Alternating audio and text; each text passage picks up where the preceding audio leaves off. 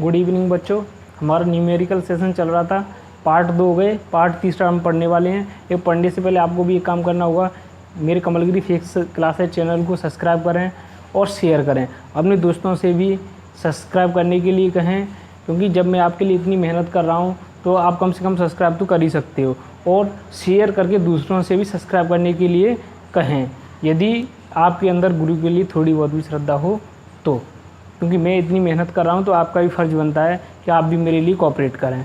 तो अब हम अपना न्यूमेरिकल स्टार्ट कर लेते हैं। जो नेक्स्ट क्रमांक है वो कौन सा है? 6वें नंबर का न्यूमेरिकल है, तो हम उसको स्टार्ट कर लेते हैं। देखो 6वें नंबर का न्यूमेरिकल क्या है? नंबर 6, निर्वात में रखे दो बिंदु आवेशों के मध्य बल 18 न्यूटन है। निर्वात में दो बिंदु आवेश रखे हुए हैं, उनके मध्य बल कितना दिया हुआ है? 18 न्यूटन। अब तो यहाँ सबसे पहले हम क्या लिखते हैं? जो हमारे पास क्वेश्चन में दिया हुआ होता है उसको लिखते हैं। तो सबसे पहले दिया हुआ क्या है? एफ इक्वल कितना है? 18 न्यूटन। बल का जो परिमाण है वो कितना है? 18 न्यूटन। कहाँ? निर्वात में। जब दो आवेश कहाँ रखी हैं? निर्वात में, तब उनके मध्य आपस में बल कितना लग रहा है? 18 न्यूटन। अब आगे क्या दिया हुआ है? 1 mm मोटाई तथा 6 परावैद्युतांक की एक कांच की पट्टिका। एक कांच की पट्टिका है, उसका परावैद्युतांक कितना है? 6 है। अब उसको कहाँ रख दिया जाए? उन दोनों आवेशों के मध्य। तब उन दोनों आवेशों के मध्य क्या बल लगेगा? तो इसमें ये पूछा जा रहा है कि जब माध्यम उपस्थित हो आवेशों के मध्य, वो माध्यम क्या है? कांच की पट्टिका, तब उन दोनों के मध्य कितना बल कार्य करेगा? तो यहाँ जो एप्सिलॉन आर का मान है, किसका मान है? परावैद्युतांक। एप्सिलॉन आर का मान कितना दिया हुआ है? 6 दिया हुआ है। अब यहाँ कोई मात्रक आएगा क्या? कोई मात्रक नहीं आएगा, क्योंकि मैं आपको पढ़ा चुका हूँ परावैद्युतांक वो कैसी राशि है? एक विमाहीन राशि है, मात्रकहीन राशि है या नहीं है? तो यहाँ कोई मात्रक नहीं आएगा। अब ये पूछ रहा है जब उस कांच की पट्टिका को उन दोनों आवेशों के मध्य रख दिया है, तब उनके मध्य बल कितना कार्य करेगा? तो मैंने आपको एक परावैद्युतांक वाली परिभाषा पढ़ाई थी। एप्सिलॉन आर इक्वल क्या होता है? फिर एप्सिलॉन आर इक्वल क्या होता है? F upon F M. ऐसा कुछ मैंने आपको थ्योरी में पढ़ाया था। तो इसका मतलब क्या है? देखो एप्सिलॉन आर जहाँ परावैद्युतांक है, तो परावैद्युतांक की परिभाषा क्या थी? यहाँ एफ क्या है? निर्वात या वायु में किन्हीं दो आवेशों के मध्य बल। निर्वात या वायु में किन्हीं दो आवेशों के मध्य बल, तथा ये एफ एम का मतलब क्या है? फोर्स इन मीडियम, माध्यम में बल।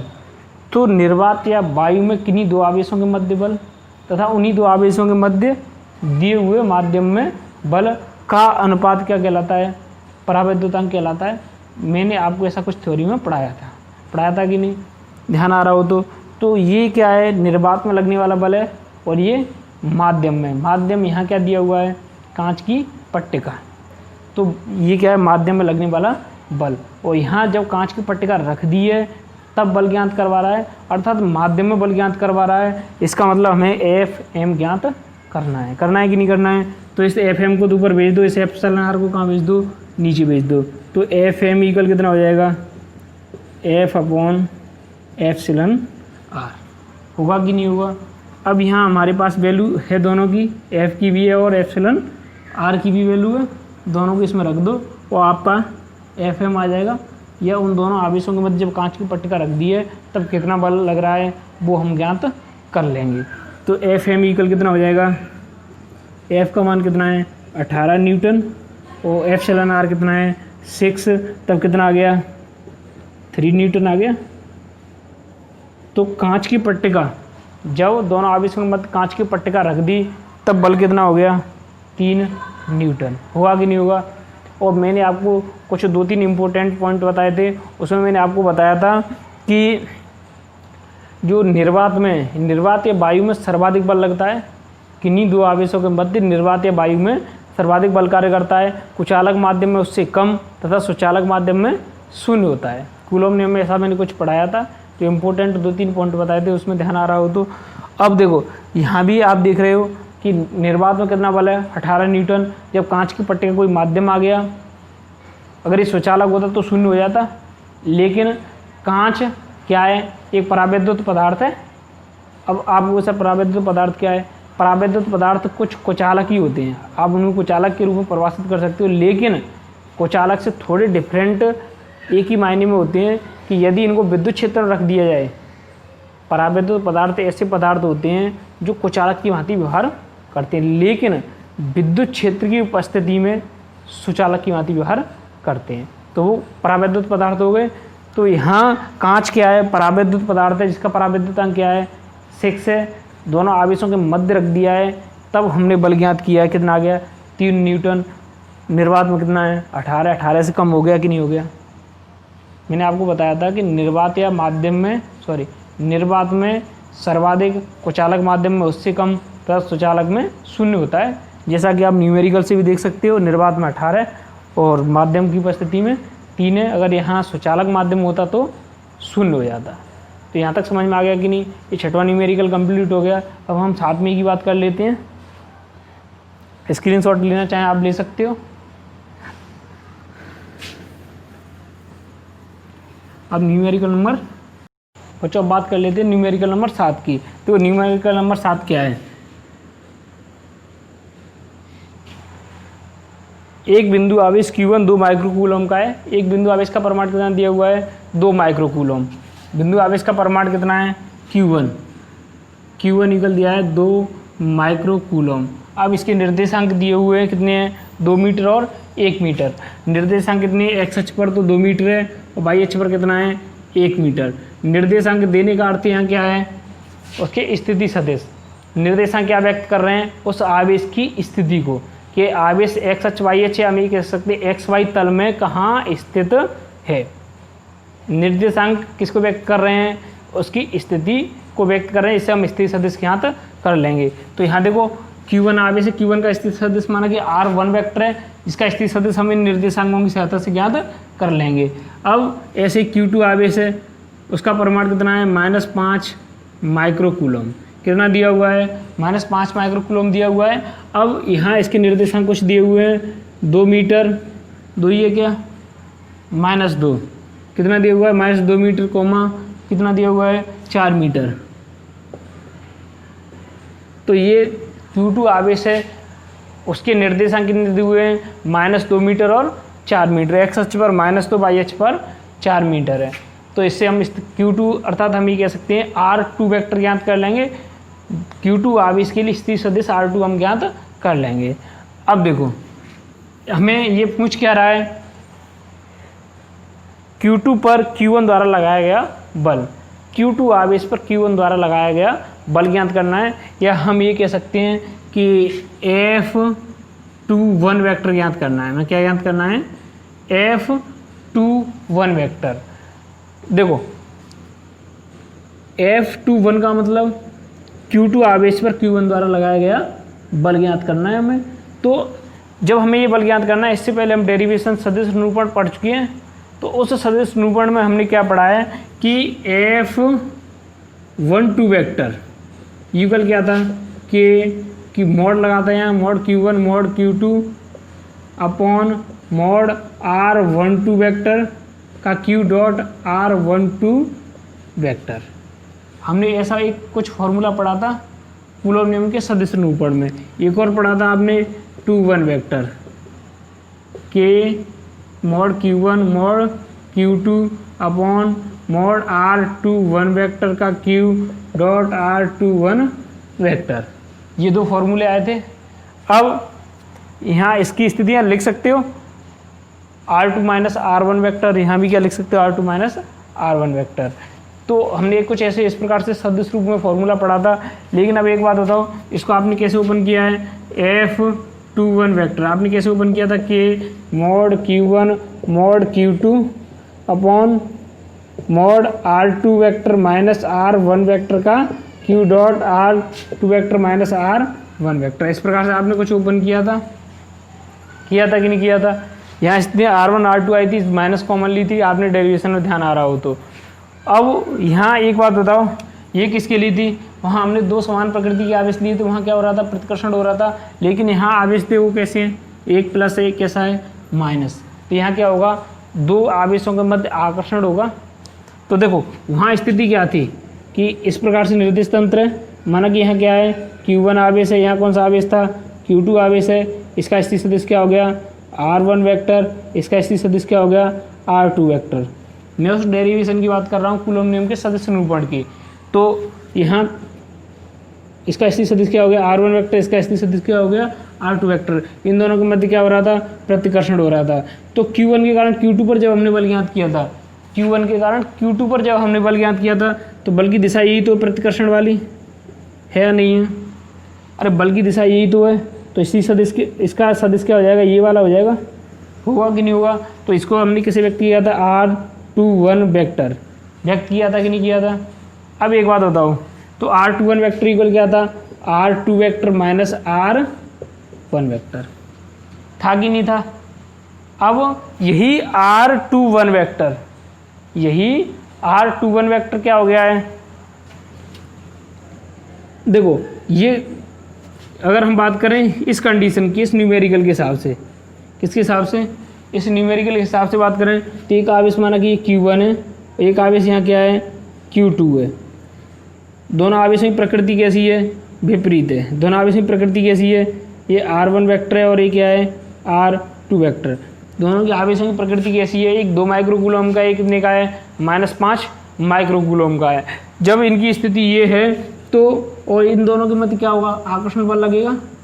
अब हम ज्ञात करें Q1 आवेश के कारण Q2 पर बल, इस आवेश के कारण इस आवेश पर बल, प्रकृति कैसी आकर्षणात्मक। तो ये Q1 आवेश Q2 को क्या करेगा, अपनी ओर क्या करेगा, आकर्षित करेगा। करेगा कि नहीं करेगा, अपनी ओर क्या करेगा, आकर्षित करेगा। तो वही वहाँ स्थिति क्या थी, R21 की स्थिति क्या थी, ये वाली स्थिति थी, क्योंकि क्या कर रहा था, प्रतिकर्षित कर रहा था। अब ये क्या कर रहा है, आकर्षित कर रहा है। विपरीत हो गई कि नहीं हो गई, अरे हो गई कि नहीं हो गई। तो यहाँ तो स्थिति हमने F21 के लिए क्या यूज किया था, R21, लेकिन हम यहाँ क्या यूज करेंगे, वही F21 के लिए, जहाँ F21 ये है वहाँ R21 यूज किया है, और यहाँ क्या करेंगे F21 के लिए R12, क्योंकि स्थिति क्या होगी, बिल्कुल परिवर्तित हो गई है, उल्टी हुई है कि नहीं हुई है पहले से। तो ये इस न्यूमेरिकल में ध्यान रखने वाली बात है, क्योंकि वहाँ डेरिवेशन में हमने कुछ किया है, यहाँ थोड़ा सा परिवर्तन है। तो ये डीप सेंस को व्यक्त करता है। यदि आपके अंदर ये सेंस है तो आप न्यूमेरिकल कर पाओगे। तो यहाँ देखो स्थिति ये थी, अब स्थिति क्या हो गई है, ये वाली हो गई है, बल वही है F21 वेक्टर।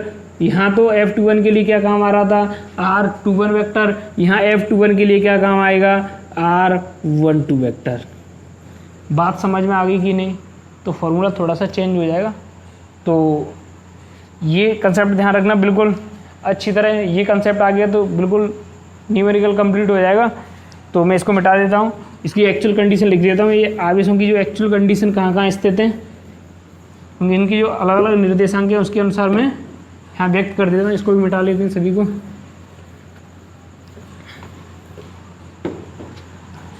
देखो इसकी कंडीशन क्या है, माना कि ये वाई अक्ष है और ये क्या है, एक्स अक्ष। अब आवेश देखो Q1 आवेश कहाँ स्थित है, 2 मीटर एक्स अक्ष पर, 1 मीटर वाई अक्ष पर। तो 2 मीटर लगभग यहाँ तक हो जाएगा, वाई अक्ष पर 1 मीटर, ये हो गया Q1 आवेश। इसके निर्देशांक क्या है, 2,1। निर्देशांक क्या है, 2,1 हो गए। अब एक दूसरा आवेश कहाँ, देखो -2 मीटर एक्स अक्ष पर, वाई पे कितना है, 4 मीटर, एक्स अक्ष पर -2, वाई पे 4। माना कि यहाँ कौन सा आवेश है, Q2 आवेश है। इसके निर्देशांक क्या है, -2,4। हमने इसको व्यक्त कर लिया Q1 और Q2 को। अब इसके स्थिति सदिश, इसका स्थिति सदिश क्या हो जाएगा, R1 वेक्टर। इसका स्थिति सदिश क्या हो जाएगा, R2 वेक्टर। होगा कि नहीं होगा? अब देखो Q1 आवेश Q2 को क्या कर रहा है, अपनी ओर आकर्षित कर रहा है, क्योंकि Q1 के कारण Q2 बल ज्ञात करेंगे, और तो इसका मतलब Q1 Q2 क्या करेगा, अपनी ओर आकर्षित करेगा। तो बल किधर लगेगा, इधर लगेगा। अरे Q1 Q2 को क्या करेगा, आकर्षित करेगा। करेगा कि नहीं करेगा? तो बल इधर लगेगा। तो हमने बल की दिशा को इधर व्यक्त कर दिया, तो हमें दूरी कौन सी जरूरत होगी, R12 वेक्टर चाहिए कि नहीं चाहिए, जो कि क्या होगा, R1 vector minus R2 vector. आप ज्ञात कर सकते हो। जो R12 वेक्टर क्या होगा, 2 क्रमागत सदिश हो गए। यदि किन्हीं 2 सदिशों को किसी त्रिभुज की क्रमागत 2 भुजाओं के रूप में व्यक्त किया जाए, तो उन दोनों का योग विपरीत क्रम में तीसरी भुजा के योग के विपरीत क्रम में तीसरी भुजा के बराबर होता है। ऐसा त्रिभुज के सदिश नियम में हमने पढ़ा था। जो सदिशों का त्रिभुज का नियम था उसमें हमने पढ़ा था। तो यहाँ इन दोनों का योग इसकी कैसा होगा, बराबर होगा। तो R12 वेक्टर इक्वल कितना हो जाएगा, इसका योग प्लस R2 वेक्टर, इन दोनों को जोड़ दो, किसके बराबर होगा, इक्वल R1 वेक्टर के। तो यहाँ से R12 वेक्टर इक्वल कितना आ जाएगा, R1 vector minus R2 vector, यही लिखा है मैंने। तो आप ऐसे ज्ञात कर सकते हो। अब एक बात बताओ, ये तो हमने स्थिति ज्ञात कर ली, लेकिन मैंने फॉर्मूला भी क्या लिखा था, यहाँ F21 वेक्टर इक्वल फॉर्मूला क्या होगा, Q1 Q2 upon mod R12 vector का Q डॉट R12 वेक्टर, ये तो फॉर्मूला लिखा है। तो हमें किसकी ज़रूरत होगी, यहाँ R12 वेक्टर की ज़रूरत होगी और उसका मॉड की भी ज़रूरत होगी। तो क्यों नहीं हम पहले से ही उसका मॉड भी ज्ञात कर लेते हैं, R12 वेक्टर ज्ञात कर लेते हैं और उसका क्या ज्ञात कर लेते हैं, मॉड ज्ञात कर लेते हैं। डायरेक्ट फॉर्मूले में रखेंगे, हमारा आंसर आ जाएगा। तो हम क्या ज्ञात कर लेते हैं, पहले हमारा टारगेट क्या है, R12 वेक्टर। तो यहाँ से देखो R12 वेक्टर कैसे ज्ञात करेंगे, क्या है, R1 vector minus R1 vector minus R2 vector, होगा कि नहीं होगा। अब R1 वेक्टर आप कैसे ज्ञात करोगे, ये निर्देशांक दिए हुए हैं, एक्स अक्ष की दिशा में 2 मीटर, वाई अक्ष की दिशा में 1 मीटर है। एक्स अक्ष की दिशा में एक्स घटक क्या होता है, आई कैप, वाई घटक को किससे व्यक्त करते हैं, वाई घटक का एक अंक सदिश क्या होता है, जे कैप, एक्स अक्ष का एक अंक सदिश क्या होता है, आई कैप होता है कि नहीं होता है। तो हम इसको क्या लिखेंगे, 2 आई कैप प्लस जे कैप, यहाँ क्या लिखेंगे, माइनस 2 आई कैप प्लस 4 जे कैप। तो यहाँ R1 वेक्टर क्या है, 2 आई कैप प्लस 2 आई कैप प्लस 1 जे कैप, या केवल जे कैप लिख दो, 1 को क्या लिखोगे। अब एक तो ये हो गया माइनस 2 आई कैप, और ये कितना हो जाएगा, प्लस 4 जे कैप, होगा कि नहीं होगा। अब इसको क्या कर दो, सॉल्व कर दो। तो सॉल्व करके लिखो इसको, कितना हो गया, ये माइनस माइनस प्लस हो गया, तो ये 2 आई कैप प्लस 2 आई कैप 4 आई कैप, अरे होगा कि नहीं होगा। अब यहाँ कितना हो जाएगा, ये किसका माइनस 4 जे कैप हो गया, ये प्लस का जे कैप, तो माइनस 3 जे कैप, माइनस 3 जे कैप, दिख रहा है नहीं। अब देखो 4 आई कैप माइनस 3 जे कैप, यहाँ फॉक्स आ रहा है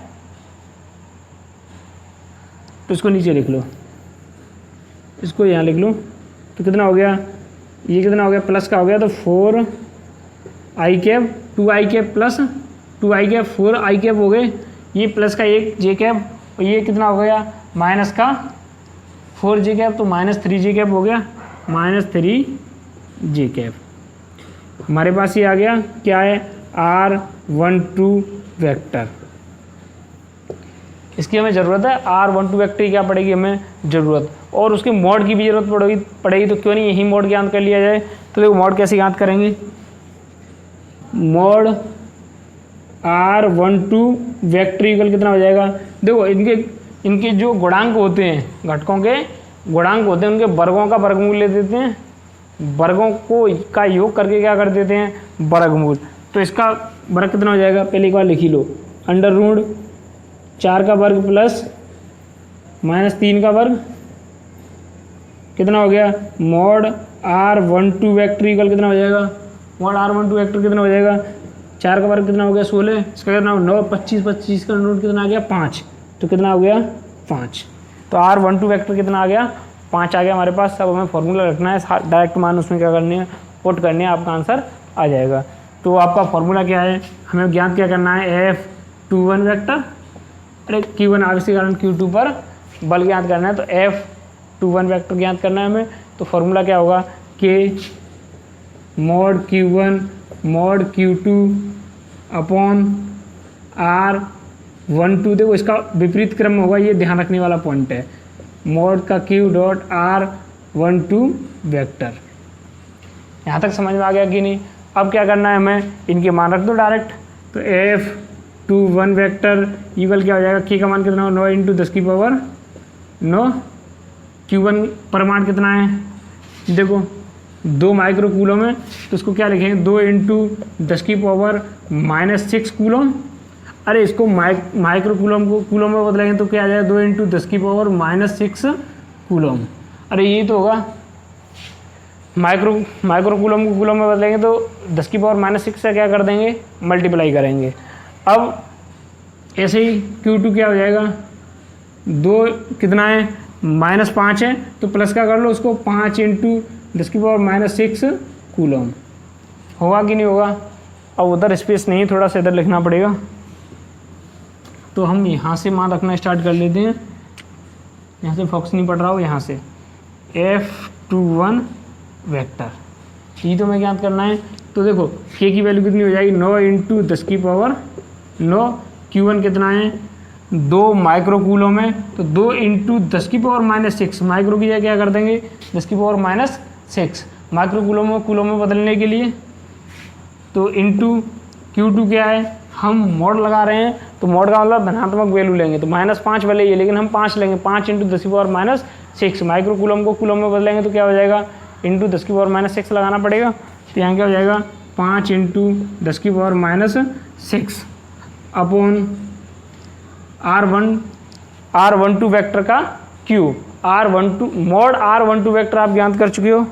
मॉड R12 वेक्टर कितना आया है, 5, इसका क्या करना है हमें Q, तो Q करोगे तो क्या आ जाएगा, 5 का क्या करना है Q इंटू R12 वेक्टर।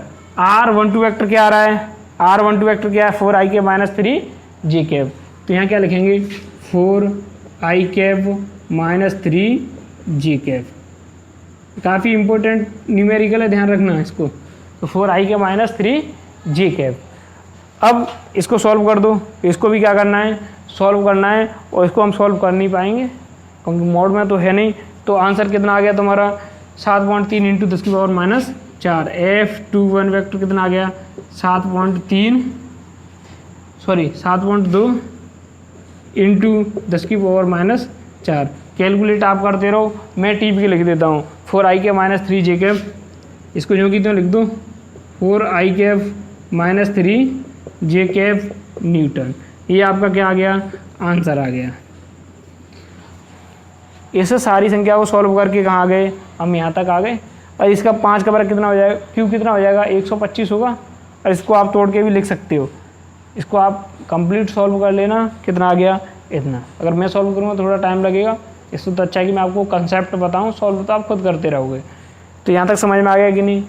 ये आपको ये बीच में एक पॉइंट मिल जाएगा, 125 आएगा, ये समस्या बन जाती है। कभी आप सॉल्व करो तो कहोगे सर 125 कैसे आ गया, थोड़ी प्रॉब्लम से आती है वहाँ। तो ध्यान रखना, 5 का Q कितना हो जाएगा, 125 हो जाएगा, इसको ऊपर सॉल्व कर लेना और ये फाइनली यहाँ तक पहुँच जाओगे।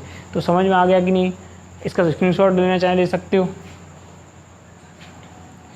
तो ये साथ में आपका न्यूमेरिकल कंप्लीट है, ये काफ़ी इंपॉर्टेंट है। और इसकी आप लैंग्वेज भी लिख सकते हो। यहाँ क्या लिख सकते हो, Q1 आवेश के कारण Q2 पर बल। अब ये फॉर्मूला लिख दो। अब ज्यों की त्यों आपको छापना है, ज्यों की त्यों। अब हम नेक्स्ट न्यूमेरिकल की बात कर लेते हैं, न्यूमेरिकल नंबर 8, जो कि आपके एग्जाम, बोर्ड एग्जाम में कभी नहीं पूछा जाएगा, लेकिन फिर भी कर लेते हैं। देखो ये काफ़ी इम्पोर्टेंट है, ये 7वां मैंने कराया है, ये काफ़ी इम्पोर्टेंट है। और जो मैं 8वां कराने जा रहा हूँ वो कंपटीशन के लेवल से तो बहुत अच्छा है, लेकिन आपकी जो 12th बोर्ड में नहीं पूछा जाएगा, क्योंकि आपको पता है कि आपकी 12th में जो बच्चे बैठते हैं वो बायो वाले और मैथ वाले दोनों कंबाइन ही बैठते हैं। अब मैथ वाले तो क्या है कि इसमें फिजिक्स में काफ़ी मेहनत ही होता है, तो वो तो कर ही लेते हैं। बायो वाली भी थोड़ी ज़्यादा मेहनत करके कर लेते हैं, कर तो दोनों ही लेते हैं, लेकिन जो एग्ज़ाम में जो क्वेश्चन आते हैं उनका टारगेट रहता है कि बायो वाले ही बहुत ही अच्छे से करें, क्योंकि उनकी कैलकुलेशन थोड़ी, हम ही कह सकते हैं उनका अवकलन समाकलन पार्ट थोड़ा वीक होता है बायो वालों का। तो जो क्वेश्चन एग्जाम में आते हैं वो बहुत ईजी आते हैं, बहुत नॉर्मल क्वेश्चन आते हैं। मैं आपको इतने टेढ़े मेढ़े बड़े बड़े से करा रहा हूँ, ये आपके बहुत न के बराबर चांसेस रहते हैं। बहुत नॉर्मल क्वेश्चन आते हैं, इनको आप बहुत ईजीली कर सकते हो, लेकिन हमें तो सभी करने हैं, हमें इससे कोई मतलब नहीं। हालांकि मैं बताता चलूँगा कौन सा एग्जाम में आने की दृष्टि से इम्पोर्टेंट है, कौन सा नहीं है, वो मैं यहाँ बताता चलूँगा। जो 8वें नंबर का करा रहा हूँ ये एग्ज़ाम में बिल्कुल नहीं आएगा, लेकिन कॉम्पिटिटिव एग्जाम के लिए बहुत इंपॉर्टेंट है। अब देखो 8वां क्वेश्चन क्या है, दो छोटे बिंदुवत गोले, प्रत्येक का द्रव्यमान 200 ग्राम है। प्रत्येक का द्रव्यमान कितना दिया हुआ है? 200 ग्राम। इधर से स्टार्ट कर लेते हैं। m इक्वल कितना दिया हुआ है? 200 ग्राम। किसका 200 ग्राम दिया हुआ है? दो गोले हैं और दो छोटे बिंदुवत गोले, प्रत्येक का द्रव्यमान 200 ग्राम है। एक वेनिस्ट बिंदु से दो कुचालक धागों, एक वेनिस्ट पॉइंट है जिससे दो कुचालक धागे हैं जिनकी प्रत्येक की लंबाई 40 सेंटीमीटर है। धागों की लंबाई कितनी है? 40 सेंटीमीटर। द्वारा लटकाए गए हैं। दोनों गोले समान आवेशित हैं तथा साम्य अवस्था में इनके बीच की दूरी 4 सेंटीमीटर है। प्रत्येक गोले पर आवेश ज्ञात करना है। देखो, ये माना कि यहाँ कोई दृढ़ आधार है, एक पॉइंट है जिससे दो धागे लटके हुए हैं, उनकी लंबाई कितनी है? 40 सेंटीमीटर। तो दोनों परस्पर कैसी अवस्था में? साम्य अवस्था, मतलब एक मध्य बिंदु से समान दूरी पर स्थित है। साम्य अवस्था का मतलब इसकी एक डायरेक्ट जो पॉइंट है, इसका ये मिडिल कंडीशन हो गई। अब इस मिडिल कंडीशन से बराबर दूरी पर एक गोला यहाँ लटका दो, एक गोला कहाँ लटका दो? यहाँ लटका दो। इन गोलों का भार कितना है? 200 ग्राम। भार कितना है? 200 ग्राम। इनकी लंबाई कितनी दी हुई है? 40 सेंटीमीटर। लंबाई कितनी दी हुई है? 40 सेंटीमीटर। अब ये मिडिल अवस्था से, या ये कह सकता हूँ समान दूरी पर है, इधर और इधर। और इन दोनों के बीच की दूरी कितनी है? इन दोनों की 4 सेंटीमीटर है। बीच की दूरी टोटल कितनी है? 4 सेंटीमीटर। या हम ये कह सकते हैं ये दूरी कितनी है? 2 सेंटीमीटर। आधी कर दो उसकी, ये भी दूरी कितनी है? 2 सेंटीमीटर। टोटल दूरी कितनी है? 4 सेंटीमीटर। इसमें दी हुई है कि साम्य अवस्था से उनके मध्य की दूरी कितनी है? टोटल 4 सेंटीमीटर है और उनकी डोरी की लंबाई 40 सेंटीमीटर है और 20 ग्राम के दोनों गोले हैं और वो कैसे हैं? समान आवेशित हैं। तब हमें क्या ज्ञात करना है? गोले पर आवेश की मात्रा ज्ञात करनी है कि गोले पर कितना आवेश है। अब देखो हम इसको कैसे ज्ञात करेंगे। माना कि ये कोण थीटा है, माना कि ये कोण क्या है? थीटा।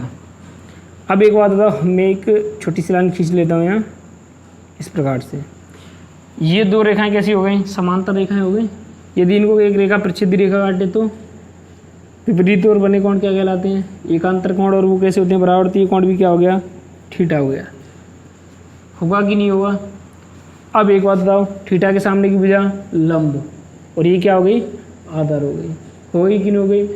अब ये जो गोला है और ये दोनों गोले पर नीचे की ओर कौन सा बल लगेगा? mg। गुरुत्वीय बल लगेगा कि नहीं लगेगा? अरे Fg इक्वल गुरुत्वीय बल कितना हो जाएगा? नीचे की ओर mg लगेगा। अब ऐसे यहाँ भी क्या लगेगा? नीचे की ओर mg लगेगा कि नहीं लगेगा? और आपने ये कभी परीक्षण किया हो, जब आप रस्सी से किसी गोले को, बांधकर आप उसको घुमाते हो तो उस रस्सी में तनाव उत्पन्न होता है कि नहीं होता है? ऐसा लगता है कि आपको बाहर की ओर एक बल लग रहा है। अगर कोई हल्की फुल्की रस्सी हो तो वो टूट भी जाती है। तो क्यों टूट जाती है? उस रस्सी में तनाव बल कार्य करता है, इसके कारण वह टूट जाती है। तो यहाँ भी जब इसे 200 ग्राम के गोले एक धागे से बांध करके ऐसे घूमेंगे, ऑसिलेशन करेंगे, दोलन करेंगे, तो उन रस्सी में एक तनाव बल उत्पन्न होगा जो ऊपर की ओर होगा, जहाँ जिस बिंदु पर वो लटके हैं। तो ये ऊपर की ओर क्या होगा? एक टेंशन लगेगा, मतलब टेंशन फोर्स, तनाव बल कार्य करेगा। अब देखो, थीटा सामने की भुजा लंब, ये क्या हो गई? आधार। होगी कि नहीं होगी? अब आधार x घटक मान लो और लंब को y घटक। लंब y घटक हो गया, आधार x घटक हो गया। तो इसकी ये x घटक हो गया, ये x अक्ष कह सकते हो आप इसको। आधार क्या हो गया? x अक्ष, और ये क्या हो गया? लंब y अक्ष हो गया। आप ये कहोगे सर y अक्ष तो ऊपर ही होता है। नहीं, उसको ऐसे घुमा भी तो सकते हो। हम किसी को भी, ये आप हमेशा से इसको x एक्सिस कहते आए हो, इसको क्या कहते आए हो? y axis. नहीं, मैं इसको x कह रहा हूँ, x एक्सिस, इसको कह रहा हूँ y। तो क्या ये गलत है? नहीं है। अरे मानने के ऊपर है। आपने इसको x माना, मैं इसको y मान रहा हूँ, तो कैसे ही मान सकते हो? जरूरी नहीं x y ऊपर नीचे भी हो सकते हैं। तो ऐसा नहीं है कि नहीं ऊपर वाला। हाँ, ये है कि आप हमेशा से मानते आए हो। इतना कह सकते हो सर हम हमेशा से मानते आए हैं, तो ऐसा नहीं है, उसमें बदलाव नहीं होगा। तो कैसे भी मान सकते हो। तो ये क्या हो गया? y अक्ष क्या हो गया? x अक्ष। मैं आपको कई बार बता चुका हूँ कर्ण है ये टी, अगर इसको एक्स अक्षों एक्स घटकों में विभाजित किया जाएगा तो एक्स घटकों में विभाजित क्या होगा, टी का कॉस थीटा होगा कि नहीं होगा। तो ये क्या हो जाएगा, ये वाला एक्स घटक है तो इसके समांतर ये है, तो ये क्या हो जाएगा टी कॉस थीटा होगा कि नहीं होगा। ये क्या है, लंब है, तो ये क्या हो जाएगा इधर टी साइन थीटा। वाई घटक क्या आता है, कर्ण का साइन थीटा। एक्स घटक क्या आता है, कर्ण का कॉस थीटा। आता है कि नहीं आता है। अब एक बात बताओ, हाँ ध्यान रखना कॉपी में हमेशा इमेज चित्र इधर बना रहा हूँ, कारण ये है कि यहाँ फोकस बढ़ रहा है, इधर मैं डेरिवेशन कर दूंगा। अब आपको चित्र हमेशा कॉपी में इधर ही बनाना है, आपको चित्र हमेशा बिल्कुल एकदम राइट साइड में बनाना है कॉपी में, और बाकी डेरिवेशन इधर करना है, इधर चित्र इधर डेरिवेशन। आपको ऐसे लिखना है, हमेशा चित्र कभी इधर नहीं बनते, ध्यान रखना, ये गलत तरीका है इधर बनाने का। तो अब ऊपर की ओर तो क्या हो गया टी कॉस थीटा, इधर क्या हो गया टी साइन थीटा। अब बात करें हम किसकी, कि ये दोनों गोले कैसे हैं, आवेशित हैं, तो इन पर प्रतिकर्षण बल कार्य करेगा, करेगा कि नहीं करेगा। अरे दोनों समान प्रकृति के हैं तो उन पर समान परमाणु, तो क्या कैसा बल कार्य करेगा, प्रतिकर्षण बल। तो इनको क्या करेंगे, आपस में प्रतिकर्षित करेंगे, तो इधर कौन सा बल लगेगा, एफ। एफ कौन सा, विद्युत बल। एफ कौन सा, विद्युत बल। इधर तो कौन सा बल लग रहा है, विद्युत बल। नीचे की ओर गुरुत्वीय बल लग रहा है। तो इस पर दो बल कार्य कर रहे हैं, जो 200 ग्राम का गोला इस पर कितने बल कार्य कर रहे हैं, दो बल कार्य कर रहे हैं, दोनों बल ही बैलेंस हो रहे हैं। देखो विद्युत बल तो किससे बैलेंस हो रहा है, टी साइन थीटा, बाई घटक टी साइन थीटा से। अरे ये जो विद्युत बल है वो किससे बैलेंस हो रहा है, पीछे की ओर टी साइन थीटा, और ये जो नीचे की ओर एम जी लग रहा है वो किससे बैलेंस हो रहा है, टी कॉस थीटा। हो रहा है कि नहीं हो रहा है। तो हमारे पास दो समीकरण उत्पन्न हो रहे हैं, कौन कौन से। नंबर एक, आप क्या लिख सकते हो, एफ इक्वल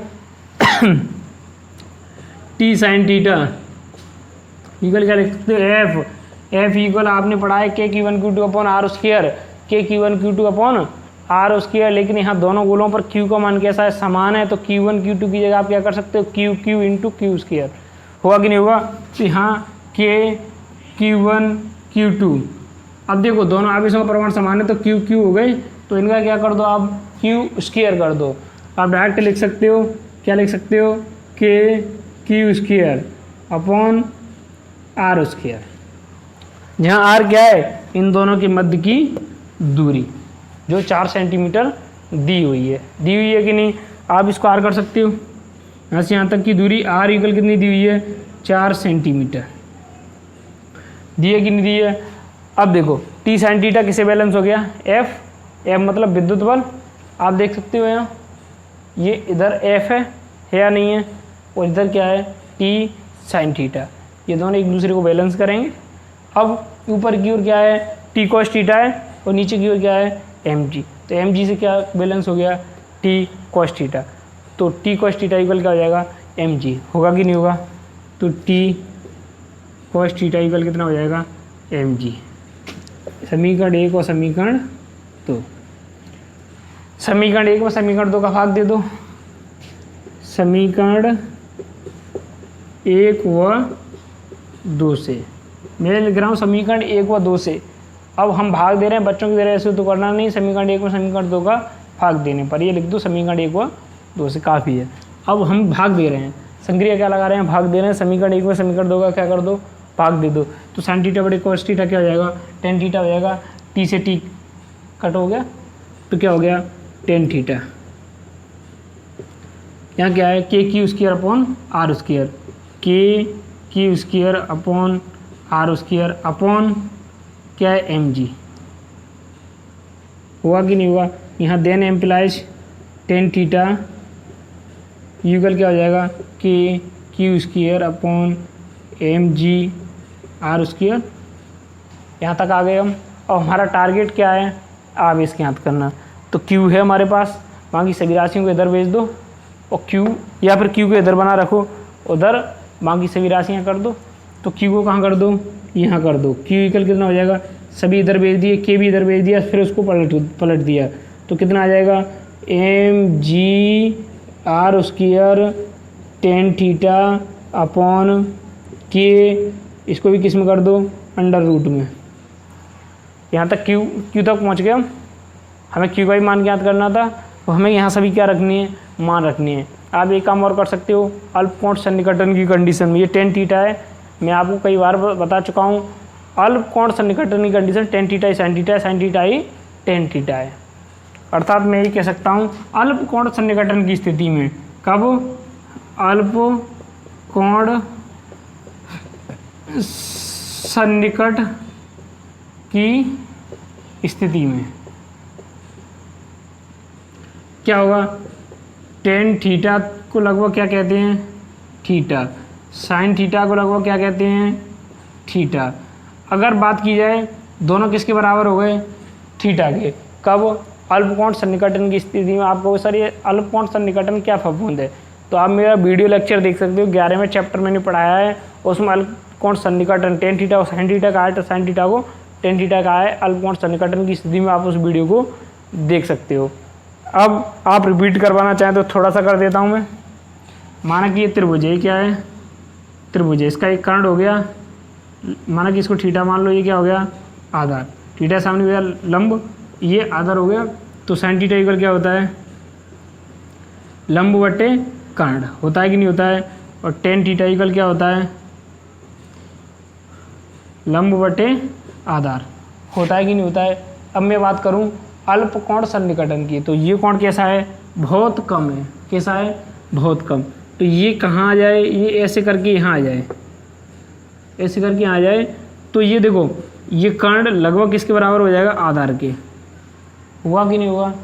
अरे ये कर्ण यहाँ से कहाँ आ जाए, बिल्कुल ऐसे आ जाए, ऐसे करके, बिल्कुल ऐसे, ये कर्ण कहाँ आ जाए, बिल्कुल ऐसे आ जाए, अर्थात इस कोण का मान है वो कैसा हो जाए, बहुत कम हो जाए।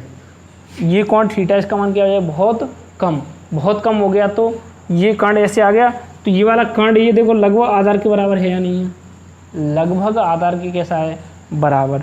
जब कर्ण किसके बराबर हो गया, आधार के, तो आप इसको कैसे लिख सकते हो, ए इक्वल के, तो अपॉन के, तो देखो ये दोनों फॉर्मूले सेम है या नहीं है, sin थीटा tan थीटा के फॉर्मूले सेम है या नहीं है या नहीं। इसका मतलब अगर अल्प कोण हो, कोण कैसा हो, ये अल्प हो, तो sin थीटा लगभग थीटा होता है और tan थीटा लगभग थीटा होता है, और tan थीटा ही sin थीटा है, sin थीटा ही क्या है, tan थीटा। अब इसको विस्तृत देखना चाहें तो मैंने 11वां चैप्टर पढ़ाया है, उसका एक लेक्चर देख लेना, वो है आपका चौथा या 5वें के करीब बनूंगा, आप सर्च कर लेना उसमें से कौन सा है, तो उसमें मैंने इसको ज़रूर बताया है, तो वहाँ आप देख सकते हो। तो ये बात समझ में आ गई कि नहीं। अब हम बात कर लेते हैं यहाँ किसकी, tan थीटा, या क्या रख सकते हैं हम, sin थीटा, किसके लिए, अल्प कोण सन्निकटन के लिए, या जब इस कोण का मान क्या हो, बहुत कम हो। अब एक बात बताओ, ये लंबाई कितनी है, 40 सेंटीमीटर, और ये कितनी है, 2 सेंटीमीटर, 40 के सापेक्ष 2 कैसी है, बहुत कम दूरी है या नहीं है, तो बहुत कम दूरी है, तो इसका मतलब थीटा क्या होगा, बहुत अल्प होगा, होगा कि नहीं होगा। जब यहाँ थीटा क्या होगा, ये अल्प होगा, अल्प होगा, तो ये क्या हो गया, ये वाली दूरी बहुत कम हो गई, तो कर्ण लगभग किसके, ये जो तनाव बल लग रहा है, ये कर्ण ये किसके बराबर हो जाएगा, ये थीटा कम हो गया, तो ये लगभग इसके बराबर हो जाएगा आधार के, होगा कि नहीं होगा। और जब इसके बराबर हो गया तो tan थीटा ये हम क्या रख सकते हैं, tan sin थीटा, किसके लिए, अल्प कोण के लिए। तो हम आप यहाँ क्या कर सकते हो, Q इक्वल क्या हो जाएगा, दिख रहा है कि नहीं, mg r square sin theta. आप वो सर sin थीटा क्यों बदल रहे हो, आप sin थीटा का मान ईजिली ज्ञात कर सकते हो कि नहीं। तो हमारे पास ये फॉर्मूला आ गया, Q इक्वल क्या हो जाएगा, mg r square sin theta upon k। अब sin थीटा क्या होता है, लंब बटे कर्ण। अब मैं sin थीटा में क्यों गया हूँ, उसका कारण देख लो, क्योंकि हमारे पास देखो थीटा सामने लंब की दूरी 2 सेंटीमीटर है, कर्ण की दूरी कितनी है, 40 सेंटीमीटर है या नहीं है, यही तो कर्ण है, इसको कर्ण कह लो या इसको कर्ण कह लो, किसी को भी कह लो, तो इसकी दूरी कितनी है, 40 सेंटीमीटर। हमारे पास लंब भी है और कर्ण भी है, इसलिए हम sin थीटा में गए। tan थीटा किसमें बदला है, sin थीटा में बदला है। तो आप इसको यहाँ इधर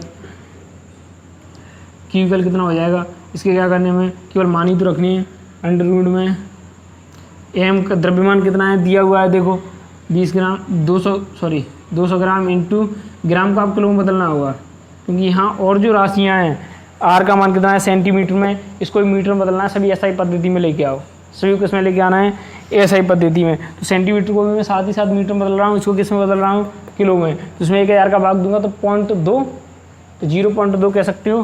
तो यहाँ कितना आ जाएगा 0.2 इंटू जी कितना होता है, आप 9.8 रख सकते हो या इंटू 10 भी रख सकते हो केवल। जी का वन कितना होता है 9.8 हो जाएगा। और आर कितना है, दूरी दी हुई है 4 हो गई, तो 4 का आप क्या करोगे उसमें कन्वर्ट करोगे मीटर में, तो कितनी हो जाएगी, तो 0.04 का वर्ग, ये तो होगी। दिख रहा है कि नहीं। अब स्पेस नहीं है, क्या करें, इसको इधर लिख लो, या आप ऐसा करो इसका स्क्रीनशॉट ले लो, मैं मिटाता हूँ इसको। स्क्रीनशॉट ले लेना, स्क्रीनशॉट ले लो, जल्दी करो। अब इसको मिटा लेते हैं।